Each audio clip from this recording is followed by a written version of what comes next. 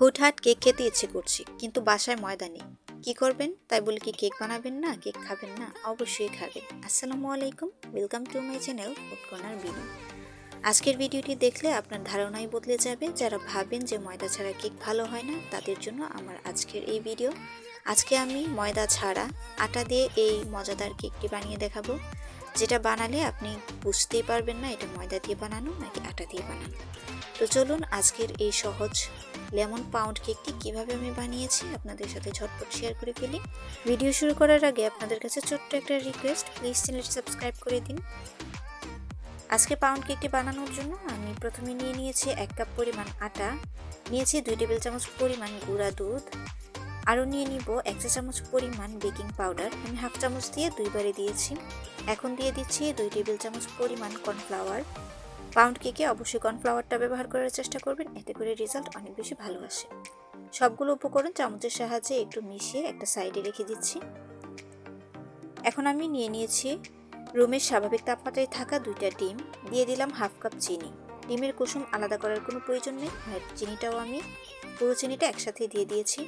এখন একটা ইলেকট্রিক বিটারের সাহায্যে একদম স্পিডটা হাই করে বিট করে নিব, যতক্ষণ না পর্যন্ত চিনির দানাটা গলে এরকম ক্রিমের মতো একটা স্ট্রাকচারে চলে আসে। এরকম ক্রিমের মতো যখন হয়ে যাবে তখন বিটারটা থামিয়ে দিয়ে দিতে হবে তেল। আমি এখানে 1 কাপ পরিমাণ তেল ব্যবহার করছি, হাফ কাপ দিয়ে দুইবারে দিয়েছি। যেহেতু আমি লেমন কেক বানাবো, তাই এখানে লেমন পেস্ট বা লেমন ইমালশনটা ব্যবহার করব। এখানে আমি 1 চা চামচ পরিমাণ লেমন ইমালশনটা ব্যবহার করেছি। এক্ষেত্রে যদি আপনারা অন্য কোনো ফ্লেভার চান তাহলে ওই ফ্লেভারটাই মেশাতে পারবেন।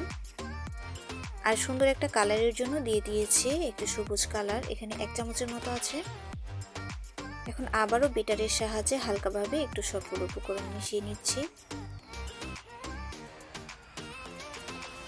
এখন হচ্ছে একটা স্প্যাচুলা দিয়ে একটু ভালোভাবে রংটা মিশিয়ে নিতে হবে, যাতে করে পুরো ব্যাটারে খুব সুন্দরভাবে রংটা মিশে যায়। আর এখানে বলে রাখি, কালারটা কিন্তু একদমই অপশনাল, আপনি চাইলে দিতে পারেন অথবা নাও দিতে পারেন। আমি শুধুমাত্র সুন্দর একটা কালার আসার জন্যই এটা ব্যবহার করেছি। কেকটা যখন কাটবো তখন দেখতে কিন্তু অনেক বেশি ভালো লাগবে, তাই আমি এখানে ব্যবহার করলাম। আর কিছুক্ষণ আগে যে শুকনো উপকরণগুলো মিশিয়ে রেখেছিলাম সেখান থেকে অর্ধেক পরিমাণে দিয়ে আমি চেলে একটা হুইস্কের সাহায্যে মিশিয়ে নিচ্ছি। আপনারা চাইলে কিন্তু স্প্যাচুলার সাহায্যে মেশাতে পারেন। আর এক্ষেত্রে কোনো সাবধানতা অবলম্বন করার প্রয়োজন নেই, ভালোভাবে ময়দাটা মিশে গেলেই হবে। যেহেতু স্পঞ্জ কেক না, এটা পাউন্ড কেক হবে, তাই এখানে ফোমটা অতটা গুরুত্বপূর্ণ না। আমি টোটাল দুইবারে ময়দাটা চেলে নিয়ে ডিমের ফোমের সাথে মিশিয়ে নিয়েছি। আর এক্ষেত্রে আপনারা চাইলে বিভিন্ন ধরনের ড্রাই ফ্রুটসও ব্যবহার করতে পারেন, তবে আমি আজকে কোনো ড্রাই ফ্রুটস ব্যবহার করছি না। এখন স্প্যাচুলার সাহায্যে আবারও একটু উপর নিচ করে দিচ্ছি, যাতে করে আটার কোনো দলা না থাকে। এখন বড় সাইজের একটা পাউন্ড কেকের মোলে আমি পুরো ব্যাটারটা দিয়ে দিচ্ছি। আর এই মোলটাতে কিন্তু আমি তেল বা বাটার কোনো কিছু ব্রাশ করিনি, শুধুমাত্র একটা কাগজ বিছিয়ে নিয়েছি নিচে। এখন কেকটা আমি ওভেনে বেক করে নিব 180 ডিগ্রি সেলসিয়াস তাপমাত্রায় দিয়ে 30 মিনিটের জন্য। 30 মিনিটেই কিন্তু কেকটা খুব সুন্দরভাবে হয়ে যাবে। 30 মিনিট পর আমি চুলা থেকে কেকটাকে নামিয়ে নিয়েছি, আর আমার কেকটা খুব সুন্দরভাবে বেক হয়ে গেছে। এখন আমি একটু সুগার সিরাপ দিয়ে দিচ্ছি উপরে, যাতে করে উপরটা একটু বেশি নরম থাকে। সুগার সিরাপটা আমি বানিয়েছি 1/3 কাপ পানি আর 1 টেবিল চামচ চিনি দিয়ে। পানিটা অবশ্যই গরম অবস্থায় ছিল, গরম পানিতে আমি চিনিটা মিশিয়ে নিয়েছি। আর ব্রাশের সাহায্যে পুরো কেকটার উপরে একটু দিয়ে দিয়েছি। আর এখন একটা র্যাপিং পেপারের সাহায্যে কেকটা ঢেকে দিব। অবশ্যই গরম কেকটাকে ঢেকে দিবেন, এতে করে উপরের অংশটা অনেক বেশি সফট থাকে। র্যাপিং পেপার না থাকলে ভালো পরিষ্কার তোয়ালে বা যে কোনো কাপড় দিয়ে সুন্দরভাবে ঢেকে রাখতে পারেন, এতে করে কিন্তু আপনার কেকটা অনেক বেশি সফট হয়ে যাবে। আর কেকটা পুরোপুরি ঠান্ডা হয়ে গিয়েছে, এখন আপনাদেরকে আমি মোল্ড আউট করে দেখাবো।